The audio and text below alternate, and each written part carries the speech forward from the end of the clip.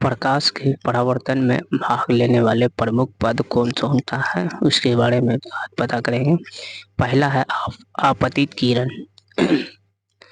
किसी दिशा से आ रही प्रकाश की किरण को आपतित किरण कहते हैं। दूसरा है परावर्तित किरण। आपतित किरण आपतन बिंदु पर पड़ने के बाद अपने ही दिशा में लौटती है, वैसे उस लौटने वाली किरण को परावर्तित किरण कहते हैं।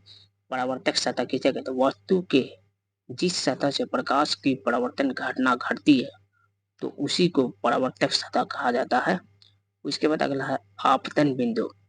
परावर्तक सतह के जिस बिंदु पर आपतित किरण आकर मिलती है तो उस बिंदु को आपतन बिंदु कहते हैं। उसके बाद अगला है अभिलंब किसे कहते हैं? आपतन बिंदु तथा परावर्तित किरण के बीच डाले गए लंब को अभिलंब कहा जाता है।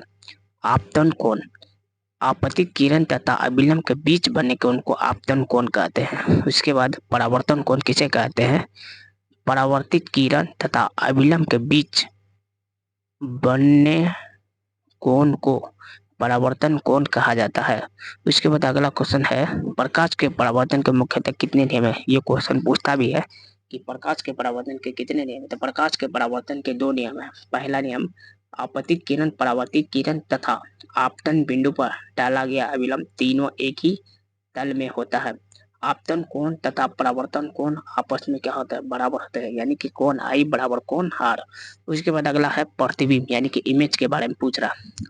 तो प्रतिबिंब के तो किसी वस्तु से आ रही प्रकाश की किरणें दर्पण से परावर्तन होने के बाद परावर्तित किरण जिस बिंदु पर एक दूसरे को काटती है या काटती हुई प्रतीत होती है उस बिंदु स्रोत को वस्तु का प्रतिबिंब कहा जाता है, जैसा कि आपको फिगर में दर्शाया गया है। अगर वीडियो अच्छा लगे तो लाइक और सब्सक्राइब जरूर करें।